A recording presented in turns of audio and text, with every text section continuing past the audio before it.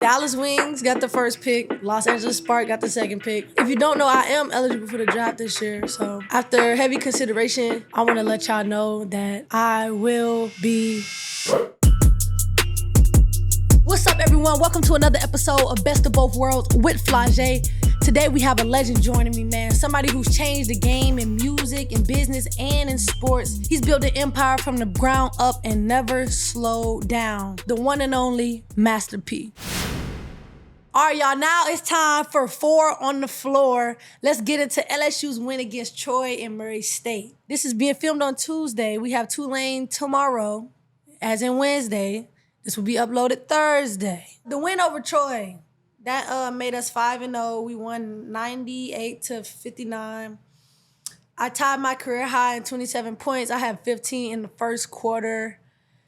Dang. I didn't even know that. No, okay, that's cool. After the first quarter, I think I was just feeling good, like, you know, just trying to figure out how to just keep the energy going, because we gained such a momentum. Like, we start pressing, we gaining momentum, and I just felt like we just became, in that moment, we just became closer as a team. Like, I was very proud of my girls, you know, just for the energy that we came out with, you know what I'm saying? It was great. Who did I blow a kiss to? Okay, I'm so glad that I get to address this, bro, because everybody think I've been just popping it the whole game. Y'all, they gave me a tech. I was pissed off about that tech. I never get texts. You know what I'm saying? I don't even like all that extra stuff. But I blew a kiss to the bench. Because when I shot the ball, she was like, that's off or that's broke. And so I had to, baby, that's in there. You know what I'm saying? Run back the other way. But it wasn't no harm, no foul. It was just, they was talking crazy on the bench. And so, you know what I'm saying? I had to show them I had to give them some love. I know that one stung, so I had to give them some love. Against Murray State was one of those games that shouldn't have been that close. I surpassed 1,000 points. I mean, the points thing, it don't really do nothing for me. I mean, like, you know, it's cool. You know what I'm saying? Like, it's like I'm in the record books, but like, I'm sorry, bro. I'm trying to win a championship. Like, the individual accolades, like, they don't really mean anything. Like, the thing that mean the most is that ring and that championship and that trophy. That's something that you can hold on to forever. But, you know, it do feel good to be recognized amongst some of the greatest scorers, because I do want to be a great scorer. But I just feel like it's so much to basketball that I'm so good at that don't show up in the stat sheet, you know what I'm saying, that I really want to be known for. But I am thankful for them 1,000 points, I ain't gonna lie. And I'm gonna just keep working on my game. You know what I'm saying? Keep making sure the ball go in the hole. Now it's time to go live from the Flauk. Let's see what y'all want to know. Y'all so nosy. That be the problem with y'all. Always in my business. Always worry about what I got going on. But nah, I appreciate y'all. I'm trolling. All right, Gabby said, what's your pregame hype song? Y'all, I don't really listen to music pregame. They be playing my music in the arena when we be warming up. That'd be super P. I ain't gonna lie, that'd be cold. Imagine you warming up and you just hear your song. I be jamming out to my own music. They'll play Came Out of Beast. They'll play Ain't My Fault. And I be turned up in there. I ain't gonna lie.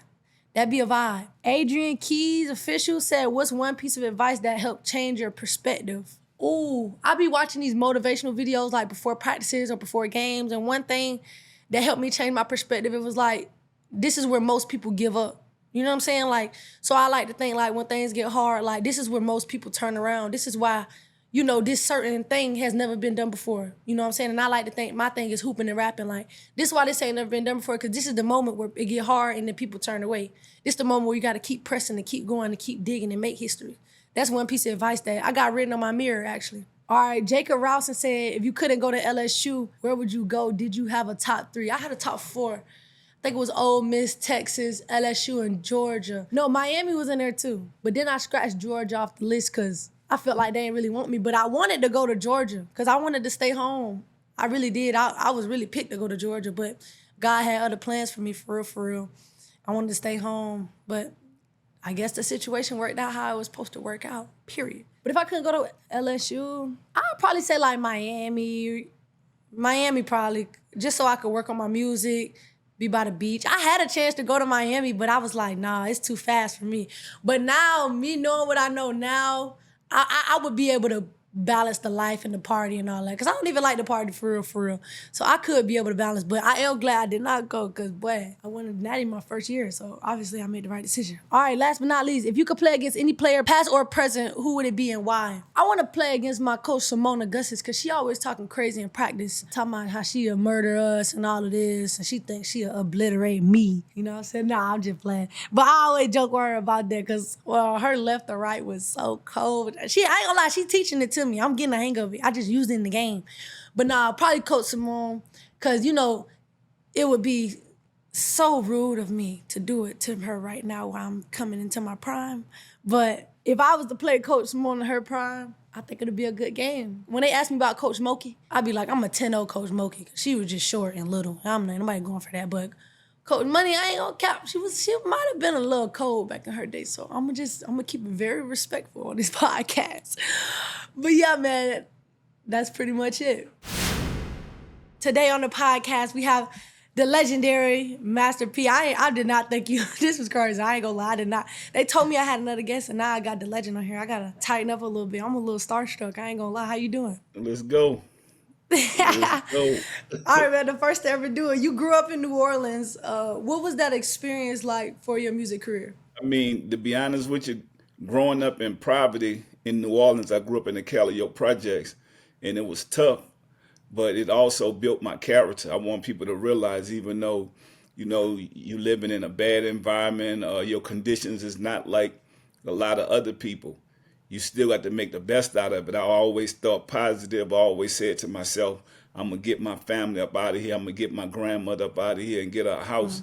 And that was my motivation, because I lived with my grandparents, and I knew if I did what I need to do, one day we going to make it up out of here. Me, myself, like I've been getting just like a little bit more notoriety and, you know, people know who I am and a little bit more fame and whatever. How do you keep that hunger when you just getting more accolades and being more successful? Do you set your standards higher? Do you set more goals? Like, what do you do? You know what? I think you just got to let God lead you on the journey. It's like playing sports. You know what I'm saying? You don't know what's the highest level you're going to get to until you get there. Because, you know, life go up and down. Like, you'll have some good days, some bad days, just like playing basketball. You know, you're going to have some good games, some bad games, but that don't mean it's over. And that's the same thing I tell my boys is like, as long as the good days outweigh the bad days, you're going to be all right. You just got to keep going. And don't really look for the accolades.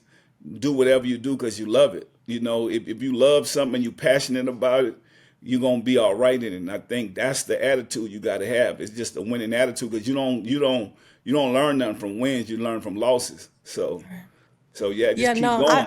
I follow both of your sons. Like, I ain't gonna lie, like, those one of the guys where I can say, like, they got, like, tremendous work ethic. Like, it was some days where I was like, bro, I don't want to go in the gym today. And them dudes was in there. I was like, I'm getting up, I'm going. Like, you know what I'm saying? Like, no, it's literally, like, everyday grind. Like, and I see that. How did you put that into them, or did they already have that?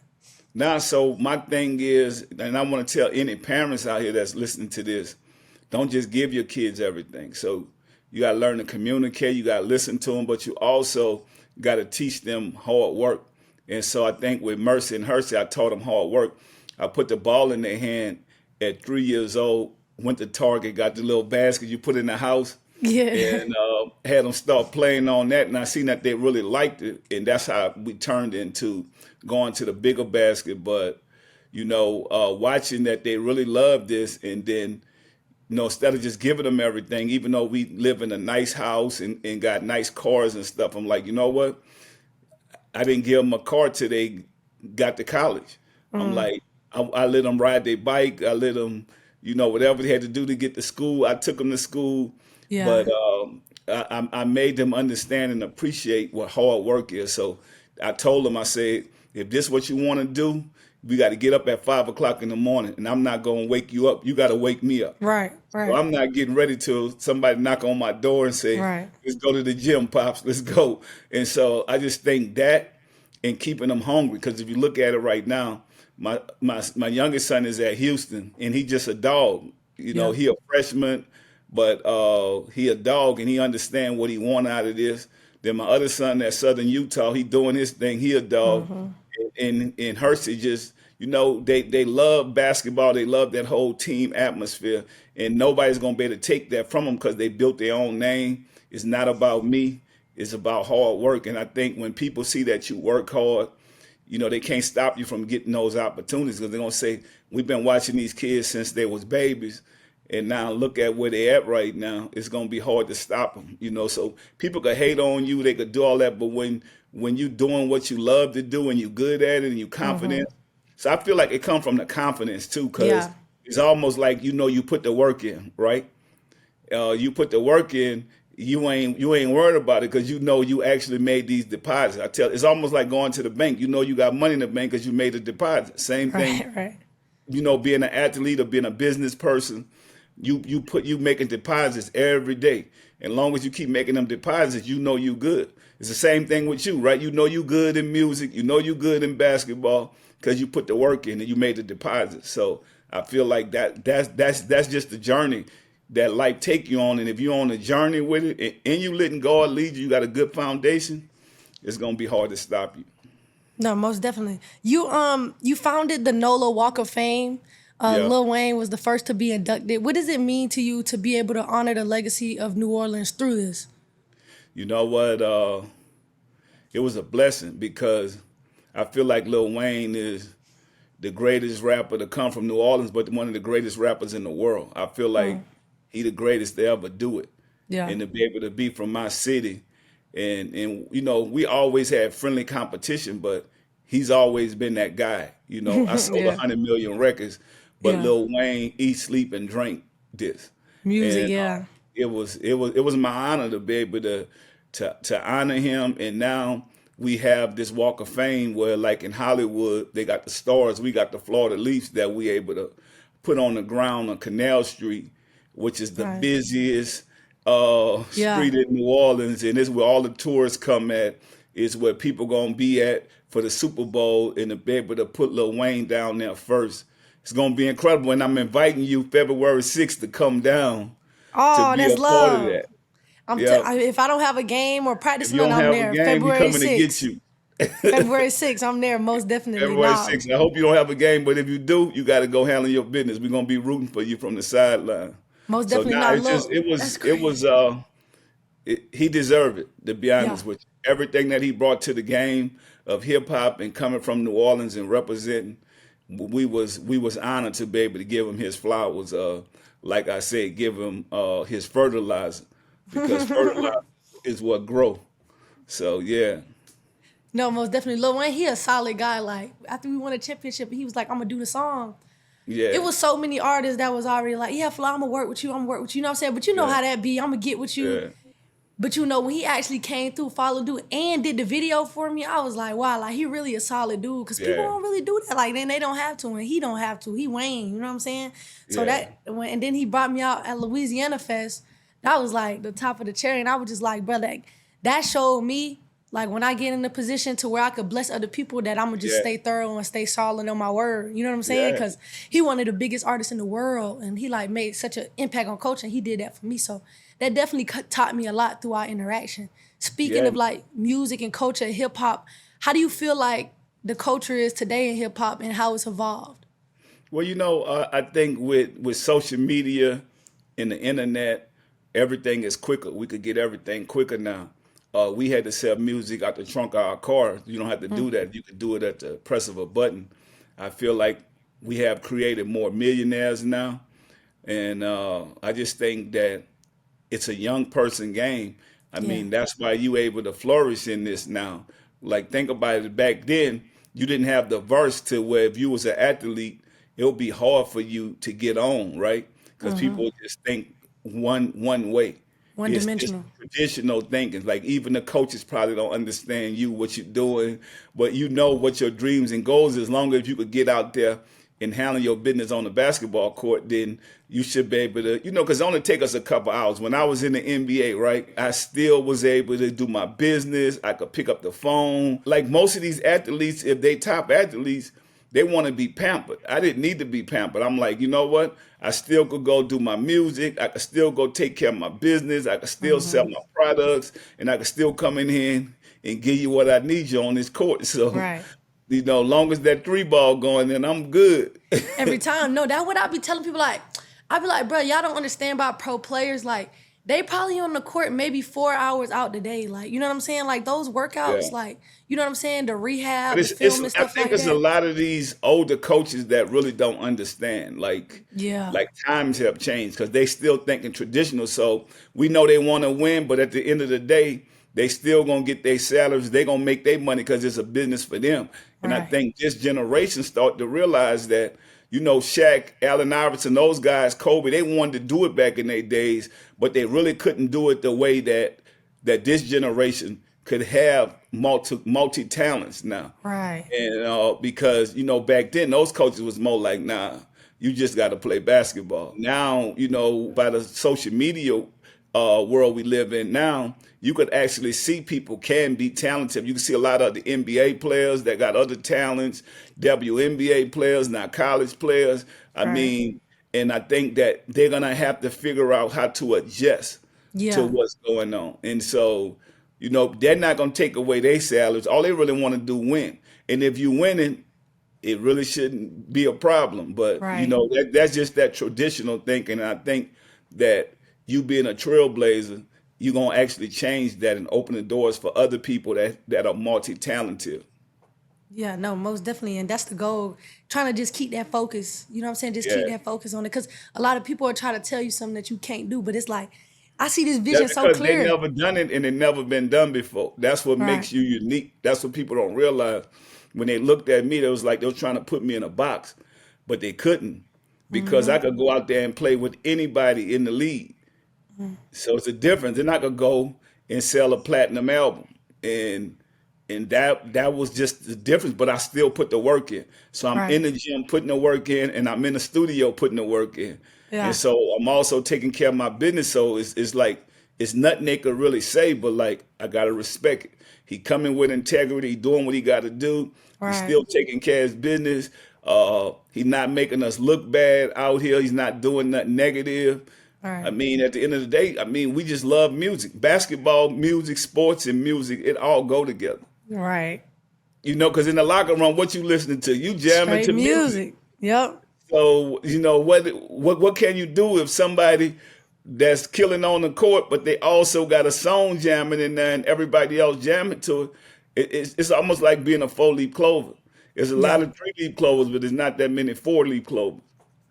Yeah, I'm still in that, most definitely. Yeah, Let's talk more about your hooping days. You had some time in the league yeah. playing NBA preseason with the Toronto Raptors and the Charlotte Hornets. Like, what was that like? Cause you really were the first to do it. I always like when I be in my interviews, they be like, Flau'jae, dang, you the first hooper rapper, and they be like, Master P, Master P, don't forget it. You know what I'm saying? So Yeah. how was that?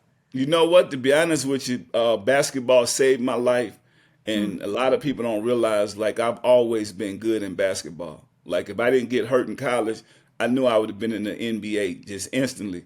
But the way God worked, I went through what I went through and I had to start over. And then my music just blew up. So I'm not like a guy that just showed up, rapping and then want to go try out for the NBA. No, I did it Right. the hard way. When you really look at, my journey, I went through the CBA. That's like going through the G League now. So I was on a couple CBA teams and IBL. I've been through it also. I didn't just go to the NBA. They had to come pick me. I had to go handle my business in the minor league first. And Wow. then I got a call up. So, and people don't know, I got a couple call ups. I played with the Dallas Mavericks on a 10-day. I played with the Sacramento Kings in the summertime. So they don't really know because, they wasn't really keeping scope. But when they go back and look, they're going to be like, wow. I played with the Denver Nuggets when Carmelo Anthony was there. So Wow. I did a lot before I actually got, and then I was the last. So you got to imagine when you're the last to get cut in the NBA, that means you really could play on that team. Right, And right, on that then in that level, and, yeah. and then you know that they're gonna call you back soon as somebody get hurt.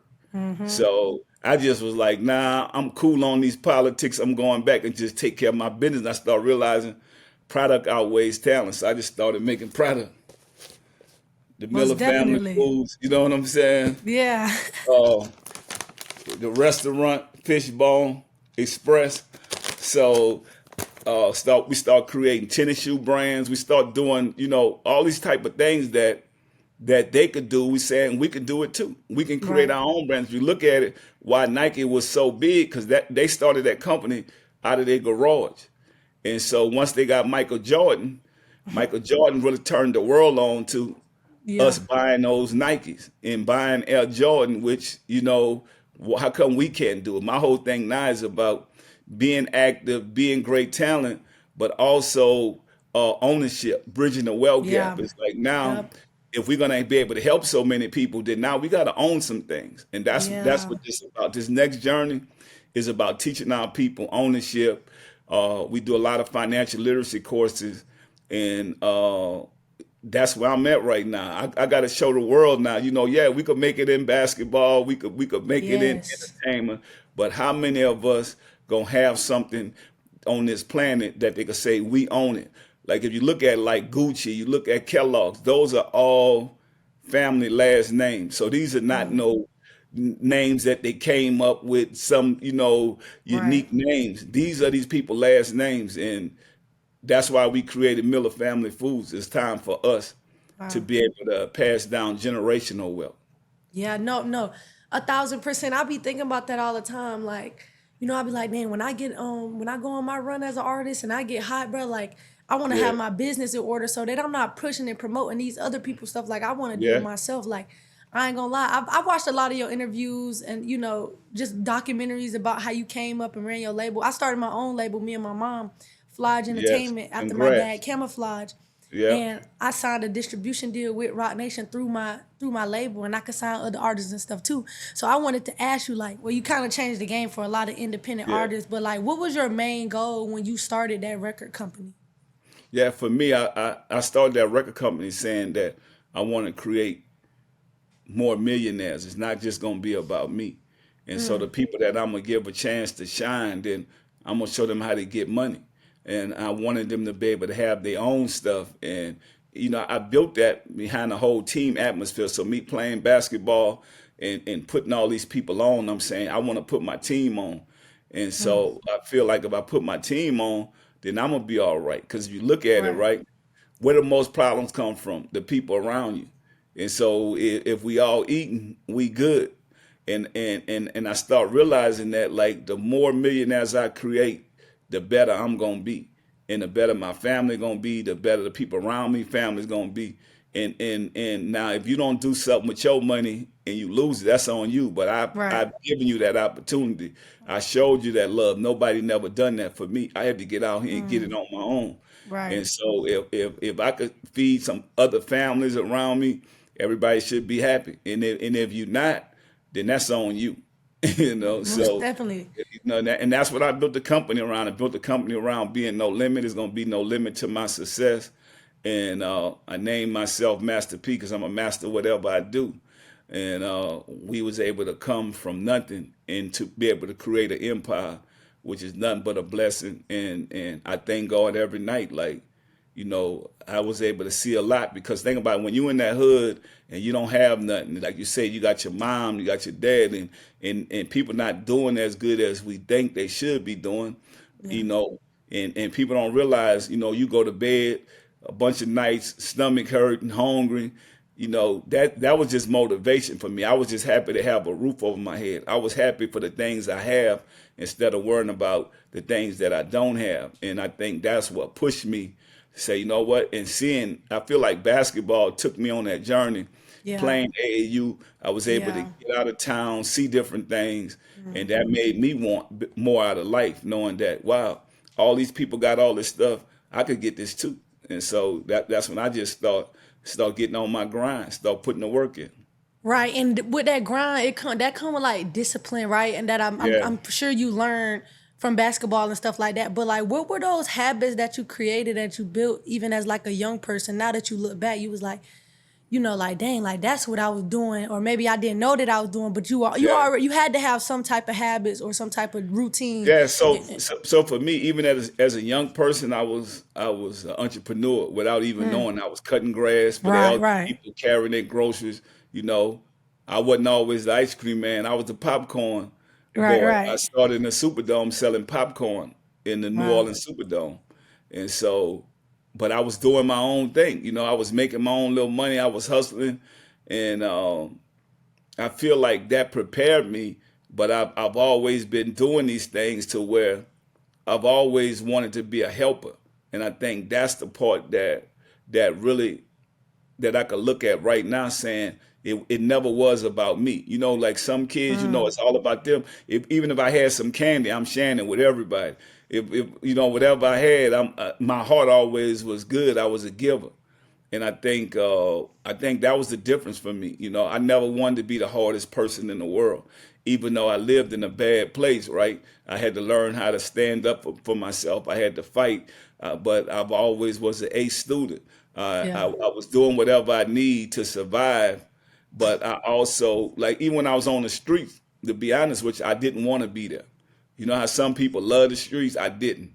So I never fell in love with the streets. I'm like, this is all temporary. This is not me.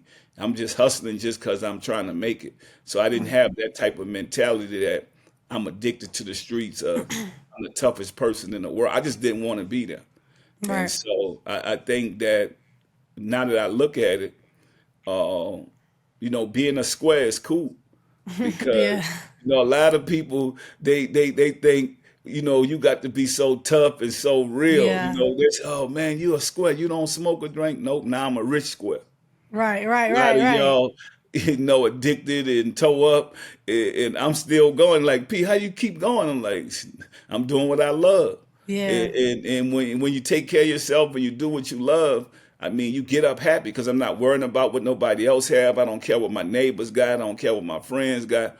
I'm happy with my life and what I have, and in my family. And I think that's the most important thing. When you put God first and your family come after that, then I think that as a man, you ready to get out and do what you're supposed to do, protect and provide. And then that's what it always been for me. No, most definitely. Um, on the music side and on the business side, you've done a lot of things. You work with Yeah. a lot of legends. Or you work with Snoop Dogg. Yeah. What would you say was your favorite collaboration like during your music period? I mean, definitely Snoop Dogg, Mystical, Mia X, Silk the Shocker, C Murder, Mac Fiend, just that our whole crew, Mr. Servon. I feel like we always had such a tight knit family. It's the collabs we built inside. Like we was competitive. Like we didn't even worry about the people outside. We Yeah. going at it. Like even to have Mia X around the girl, she going at it. We going at Yeah. everybody going at it, and just to see where they at today, that they focus, got their head on straight. They doing good. To look at Snoop, he everywhere. He's on every commercial. He taking care of his business. I mean, it's a blessing knowing that I was a part of watching these people future and what they blossom into, and we were such a great team. And I think that's the nobody cares who on top or who got what. We was always Right. like, you Right. know Right.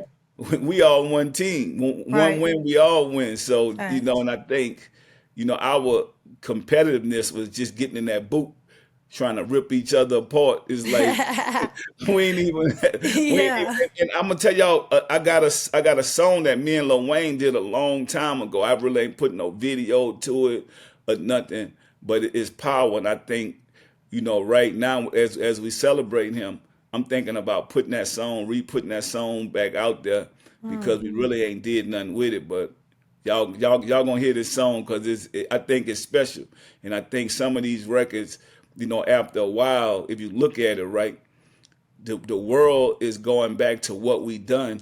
But this Yeah. was something that me and them had collabed on, and I think that I really like that collaboration. I feel like this song could be a video game or something. I don't know. I'm thinking about I'm gonna do something with it, but I feel like that power record with me and Lil Wayne.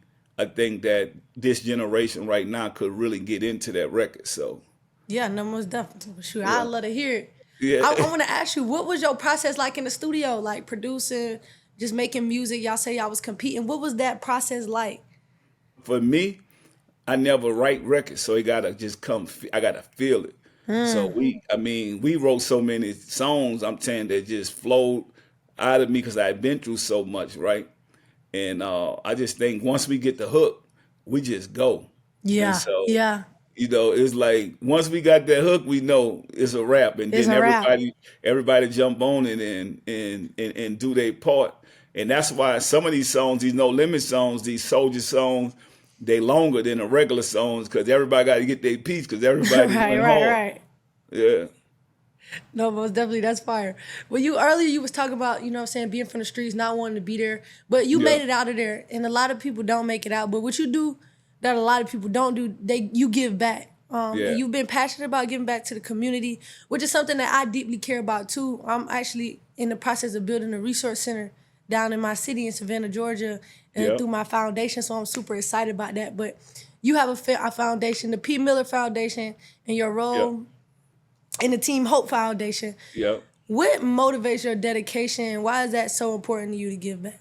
So for me, the most important thing is teamhopefoundation.org. We've been doing it for 25 years, and it's just being able to save people that look like me, to give them that hope. When you look at these young boys and young girls on the streets, that's starving, that need education, just need a great start, and to be able to be there for them and their families, and even the elderly, because people forget about the elderly. So Team Hope is all about the youth and the elderly. And so, the changes that we able to make in so many people's lives, it's just a blessing, to be honest. That's what make me smile. My Yeah, most important job is to be a servant.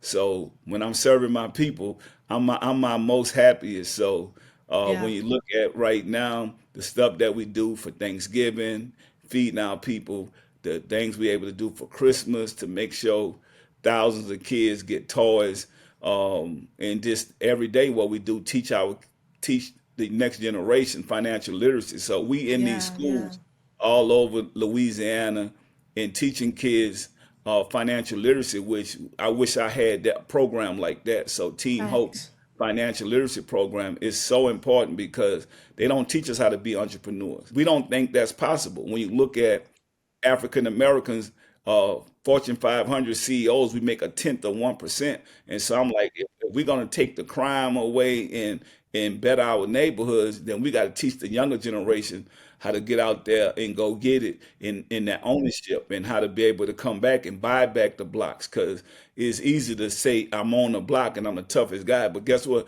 You don't own none of these blocks. You don't own none of these communities. So now teaching these kids real estate, we got young people now buying properties, understanding how they're gonna turn these properties into Airbnbs. I mean, I couldn't imagine stuff like that. We got young kids now got their own clothing lines, and being able to get credit cards now while they're in high school. I mean, other cultures been making sure their kids get credit at 7 years old. So, the program that we have, teamhopefoundation.org, I mean, that's what we're about, the next generation, because that's our future. No, most definitely. I totally agree 1,000%. Like now, like with social media, we could really push that. It's so many people who are like in our community or that are finally like pouring into the youth and finally pouring into Yeah, entrepreneurship. You know what I'm saying? Like I yeah, feel like it's now kind of being embraced in our community, and I think it's just important for people to learn. I didn't even take a financial literacy class till my senior year. Like yeah, my last semester of my senior year, I learned yeah, about credit. You know what I'm saying? yeah, I learned about things like that, and I'm like, why we need to know this? Like, you know what yeah, I'm saying? So that's another thing that I'm putting in my resource center is a yes. Because think about it, financial right? literacy Look at class. Elon Musk. He created PayPal in college. Right, right. Think about it, like nobody really understand it. We just looking at what he doing now with the cars and the robots and the futuristic stuff, but this man created PayPal in college. How come we can't be thinking like that? Right. Think about it. We got to get out of that traditional thinking. It's definitely the information. It's definitely the Yes. information. But it's Um, all there now. We all right, can have it exactly, now, right? exactly. Our thing is now it's changing the mindset in programming us younger. And that's what Team Hope Foundation is all about, programming the next generation in the early stages, while they're in middle school, while they're in high school, so we can prepare them to realize that, you know what, we got 12-year-old kids, millionaires now on YouTube, On selling YouTube. products, marketing products. Think about Yep. it. Why we can't teach that to our kids. 1,000%. 1,000%. Nah, Yes. 1,000%. It's crazy. Like my little brothers was watching them little kids. I'm like, bro. And then, they watching it and then they like, boom, products in Target. Now I'm buying Yeah. $40 toys every week. I'm Yeah. like, man, look at the power of, you know what I'm saying? The power of Yeah. entrepreneurship and how it Yeah. transcends. Nah, most definitely. I want to kind of switch back to basketball. Yeah. I want to ask, if you would have had a full NBA career, what team do you think would have been the perfect fit for you? Well, for me, I think the Toronto Raptors was the perfect team for me, but I was there when Vince Carter, Tracy McGrady, all those guys was there, and I was the last to go. But I just thought that if the GM had a more open mind, like it would have been a wrap. You can imagine how much my jersey would have been.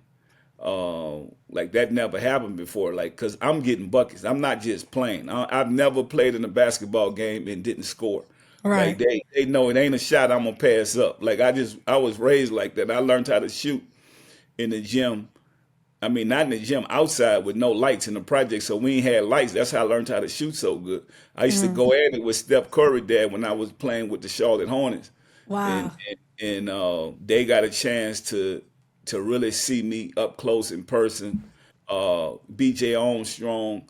So I done played against the best of the best, and any one of those teams I feel like could have worked for me, but the GM. So my problem was in Charlotte at the time by my music. I think the GM heard my record, and the GM say, "Man, you a hell of a basketball player, but this is a Bible-built city, and your music is pure filth."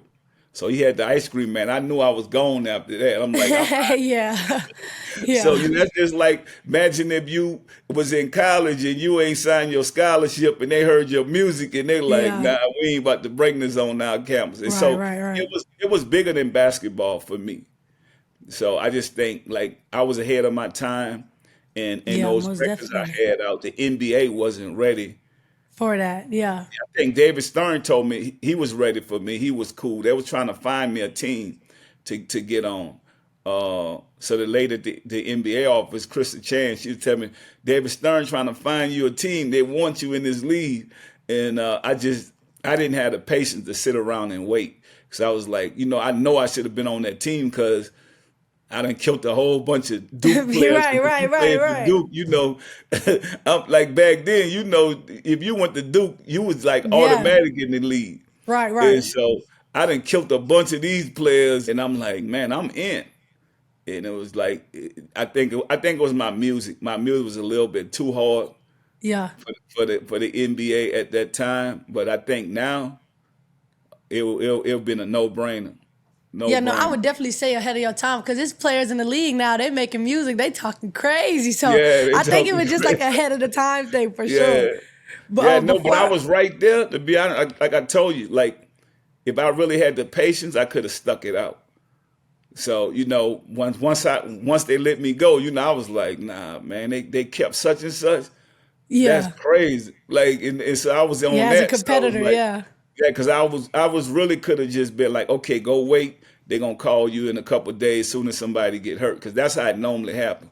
But I went back to business. I was like, you know what? I can't deal with the politics. I'm going back to business because I did everything. I ain't bring no entourage around me or nothing. It was Right, I right, right. showed up wherever they had me to go. I was under the radar. So when you go back and look, I was under the radar. It was never a whole bunch of crowds or none of that. So I was already prepared to do what I need to do, and Yeah. sacrifice and made you know made the little changes I need to make, and just. But sometimes when like you said, when you're ahead of your time, there's nothing you really could do but just accept the truth. They just Right. wasn't ready. Nah, most deaf. I could understand that because I be trying to do the same thing as far as just like, making sure that I'm working extra hard or Yeah, I'm always the first in, always the last yeah. out. So they know, what I'm saying? I'm doing everything possible to make sure my base is covered. So it ain't no, I oh, was you number trying to, one in the drills. They yeah, used to tell me, man, yeah. slow down, bro. Like no matter what we had to do, I was number one at it. So they couldn't say he wasn't in shape. No, he Right, right, came in right. shape. He beating everybody in here. It was just, I think the music was what did it for me. Because when I Yeah. got there, they didn't even know I did music. Oh, wow. The GM didn't know. Because, like I tell you, they'll pick you. So, And that's back crazy. then, they have a whole bunch of different players and stuff. So, right, if you go in there, if you can't play, you automatic getting exposed that first week. You gone. They're gonna just tell you you could go home. Man, well, I want to say thank you for joining me on the Yeah. podcast. I really appreciate it. Before I let you go, I'm going to play one game. I need you to name your big four, your top four artists of all time, and your top four basketball players of all time. My top 4 artists of all time. I say Tupac, Biggie, Snoop, and Lil Wayne. Okay. And basketball players? Basketball, Jordan, Kobe, LeBron, and I'm gonna go with Magic Johnson. That's valid. That's valid. That's valid. 1,000%. That's valid. No more. Hey, man, I appreciate you for joining me today on the podcast. This is crazy for me. What I want to tell you. Oh, your movie Repos. I used to watch Yeah. that all the time with my uncle and my brother. You know what? We might be making another one. Michael Blackson keep calling me, man. real? We gotta do another Repos. I'm Hey, like, give me a scene. Just give me one right. scene. All right. Repos, please. Repos too. I got you. All right, thank you for joining the pod. Appreciate you, man. Thank you. All right, y'all, it's time to get in the mix. Let's break down the big moments, the trending topics, and everything that keep us talking. Let's get it. All right, first of all, let me tell y'all about my week. I've been really, really, really, really busy. I'm really tired, I ain't gonna lie.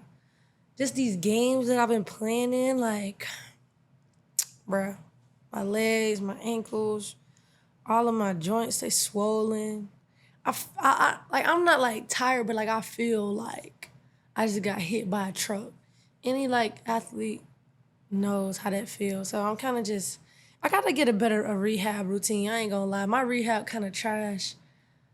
I have not been the best like rehab person. Like I've never been a stretcher or nothing like that. Like high school, middle school, AAU, where I used to just get up, play these games. I wasn't stretching nothing. How I have stretched, but now I gotta stretch before I stretch. Before we do the team stretch, I gotta do my own stretch. I gotta stretch after.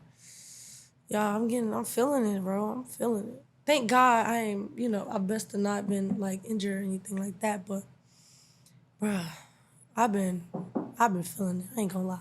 But we had our game. We won. We beat Troy. By the time this come out, we already had played Tulane. But if you know, this is a big rivalry. Well, not really a rivalry, but it's just a big deal for the state of Louisiana.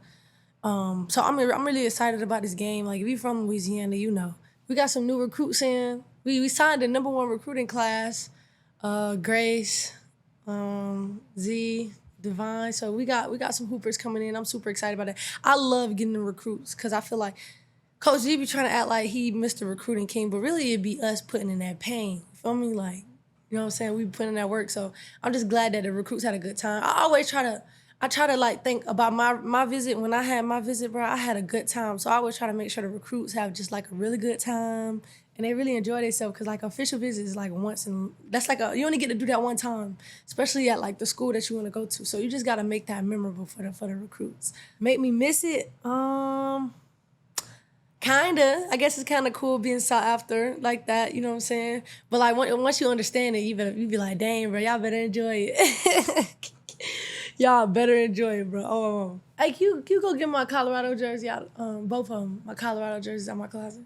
Of course, Travis for Heisman. But I got to get Travis on the pod, bro. Bro, I be watching the game, bro, and, like, he just do stuff that can't nobody else do. Like, he one of them players, I feel like he one of the anointed ones. Like, football, it's hard to, like, make something happen every game. But, like, something always just happen for him every game. Like, he either in the right place at the right time or he just do spectacular things. I just seen some news. They was like, if Shadur get drafted as a Cowboy, Michael Irvin was like, Deion Sanders said he said his sources said if Shadur get drafted to the Cowboys, Deion would take the coaching job 100%. And I'm just like, dang, like that's crazy. Like how that work? Like imagine like you committed to Colorado and all of that.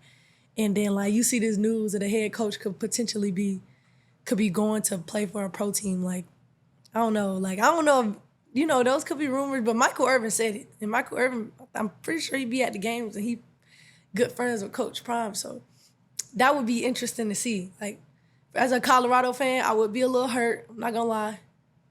I bleed purple and gold, but I definitely am a Colorado fan. So that would hurt my soul. Like that's like Moki having a daughter and her daughter go play, and then They just like, dang, she gonna go play for them type. I'll be kind of salty. Yeah, this my Colorado jersey. Before they went to the Big Ten, before the Pac-12 got obliterated, but yeah, man, I'm a real big Colorado fan, so I'm definitely going Travis Hunter for the Heisman. Most definitely. Okay, let's talk about Best of Both Worlds Deluxe. It's out now. Let me tell you about Best of Both Worlds Deluxe, bro. If you ain't really seen me posting about it like that, it's because I was kind of upset because when it dropped, some songs didn't drop right. Some songs dropped on the wrong platform. It was just a messy kind of release. Some stuff got technical difficulties and it just kind of just made me upset because I was just like, dang, like I can't even really post it how I want to post it because nothing's really out right. But, you know, from that situation, I kind of learned you got to just pivot. Like, you know what I'm saying? Stuff not going to always go the way you want it to. So now, man, I'm just getting it together, getting the word out there. My core friends, they really love the music that's out right now. They love Master Plan. They love Red Toes.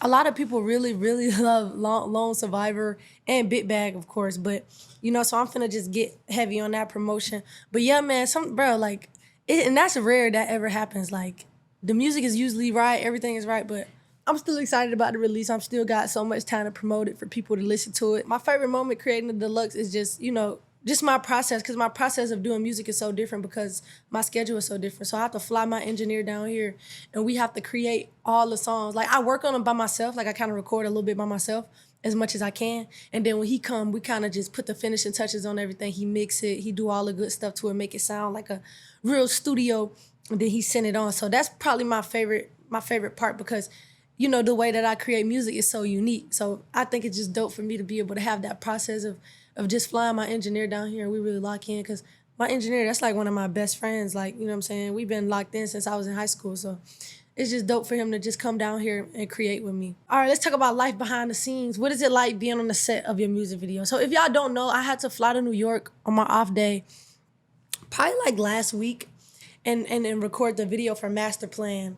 And then it dropped the next week, so I was super excited about that. It just dropped like 4 days ago. And when I went to New York, it was cold, bro, and I had a lot going on. It was not the best shoot day, I ain't gonna lie. You know, I handled it like a pro. Nobody could tell anything was wrong with me, you know what I'm saying? I kept it real kept it real professional, even though it was like 30 degrees out there. Like I left Baton Rouge, it was like 70. I went to New York, it was like 30. It was crazy, but it was fun. And yeah, man, I was just super excited about how the whole video turned out. Okay, let me tell you a misconception I thought about like music videos. A lot of people think music videos take like 20 hours to record, like, and that is true for some, the ones that have like a lot of choreography and a lot of moving pieces, but the ones that I do, they don't really be taking that long. That's something I kind of want to like fix because I want to have like more creativity in my music videos and stuff like that. But I don't like no long music video set. I don't like to be there for hours doing the same scene 100 times.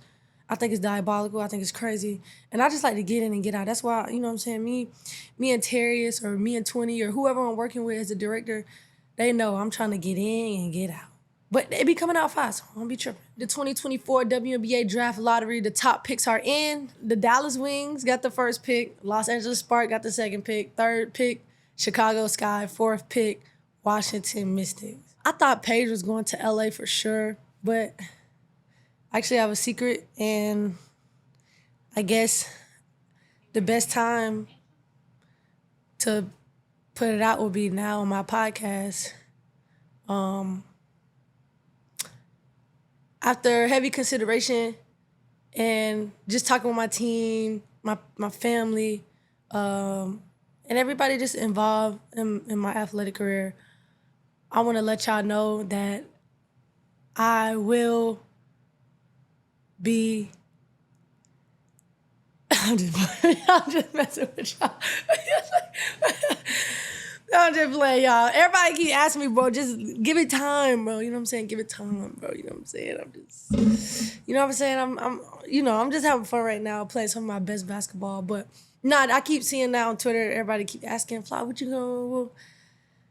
It's up in the air right now. If you don't know, I am eligible for the draft this year. So I'm kind of just letting God guide me. Like, you know, whatever God, and whenever I feel that push, or if he's like, it's time, then it's time. If it's not, it's not. But it's all about God and God's timing.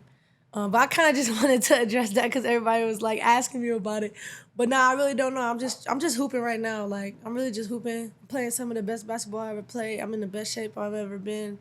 And I'm getting stronger. I'm getting faster. I'm getting quicker. So, you know what I'm saying? You never know. Nah, it's great to be a part of that conversation. I ain't gonna lie, cause I was just a freshman. Like, I never thought it was gonna come this quick. Somebody asked me, like, you go to the league, like, you know, you're not, like, after the summer, you're gonna be straight into it. And I was like, dang, like, it ain't no summer, like, you know what I'm saying? We're going straight into it. So it was just like things like that, just adjusting my mind, just thinking about how fast the shot clocks are and, you know, just defense and just, you know, all the things, you know what I'm saying? All the things that go into being a pro athlete, eating right, just habits off of the court, taking care of my body, things like that. It's things that I've been trying to work on. And it's stuff that I've been talking to people in the league about, you know what I'm saying? Just like, how do I do this? How do I prepare? Just keeping my mind ready for that type of commitment. Because at the end of the day, that's what it is. And it's a new level. So I'm super excited about it. I ain't gonna lie. I am not gonna lie. I've been looking at the picks and I feel like, you know what I'm saying, my teammate Anisha Moore is kind of low on that draft. You know what I'm saying? Like, I just feel like some things are just very political. I'm gonna leave it at that. I feel like, you know what I'm saying, in order to have stock, you gotta put that pain in. Like, we gotta see what you want. Like, you can't just, you know, I don't know. I just want to see a little bit more. I ain't gonna say too much. Y'all, let's talk about the 2024 Grammy nominations, the top contenders. Let me see. The 2024 Grammy nominations are here featuring major artists like SZA, Kendrick Lamar, and Beyonce, of course, Big B. She's like leading them in nominations, right? Highest ever. That's crazy. Rappers and R&B singers, literally a lot of African-American culture and music has been running the game for a long time. So just to see, you know, people get their flowers, even though I feel like, for me, the awards really don't mean anything because it's about the people that you impact and the fans. But at the same time, like, when you're at a certain level, you're like, you want that type of, like, you know, stamp and that, you know, to be, you know, put with a certain, you know, group of people in that stature, like the Quincy Jones and the Michael Jacksons and stuff like that, when you feel like you're on that level. So I think it's very important. I think it's dope to see a lot of artists like, bro, like Glorilla. I think Glorilla got a Grammy nom, which is crazy, and she deserves it. Like, she's had a hell of a year. You know, one person I really thought should have got a Grammy nom was Flau'jae. I felt like Never Lose Me probably was one that was kind of snub, but other than that, bro, I feel like all of these was on par. Like, I know that Double Shot of Whiskey is on there. They Know Me and Jack. Is that on there? That gotta be on there. It's been on the charts for like 18 years. That's not Record of the Year. That's crazy. Okay, let's see Record of the Year. Now and Then, The Beatles. The Beatles? I thought it was an old group. Texas Hold'em, Espresso, 360, Birds of a Feather, Not Like Us. Not Like Us? If Not Like Us win a Grammy, that would be crazy. A diss record winning a Grammy? I don't think that's ever happened before in life. He gotta beat out Billie Eilish though. Billie Eilish, like, that song, I love you to the day that I did. Sabrina Carpenter? She done had a good little campaign, I ain't gonna lie. Oh no, they got Taylor Swift featuring Post Malone. I do think Flau'jae Never Lose Me could have been in there. Not gonna lie. Argue with Your Mammy. I feel like it was a big record. But I guess it didn't have like that big, you know, global reach, but I feel like it still did. Did you listen to Tyler and Glow's new song together? Yeah, they got Tyler, the creator, Glorilla, Sexy Red, and Lil Wayne on one song. It's getting sticky. I love that song. I ain't gonna lie. I gotta get into my feature bag. I don't do a lot of features, but because I like to do features with people I really know and I can really get in the studio and create with. I don't really like send me a verse. The only person I really do that with is Lil Wayne. I be nervous to contact people because people be saying like, yeah, Flauk, I'm gonna hop on a song with you. I'm gonna do a feature with you. And they don't never do it, bro. They never do it. So I've just been over with. And y'all, that's another episode of Best of Both Worlds with Flau'jae, powered by Overtime, dropping every Thursday on YouTube. Make sure y'all like, subscribe, and follow. It really helps us on the show. Y'all can find us on TikTok at Both Worlds Show and Instagram at Both Worlds. Thanks again for joining me, Master P. I'll see y'all next time on Best of Both Worlds with Flau'jae, powered by Overtime.